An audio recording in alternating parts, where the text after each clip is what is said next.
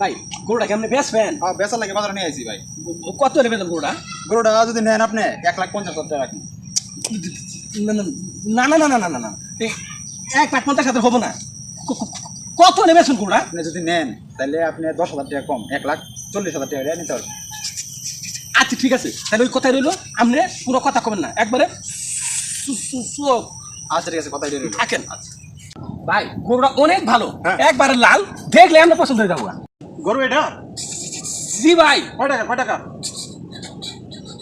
2,05,000 চাইছিল, আমি 2 লাখ টাকা ঠিক দিয়ে দিছি, ওই 2 লাখ টাকা দিতে চাইছি। আচ্ছা যাক তাহলে দেন, গরু দেন। যাক গরু ভালো হয়েছে, কারণ কালার কালার সুন্দর হ্যাঁ, হয়েছে। অনেক ভালো গরু। আচ্ছা ঠিক আছে।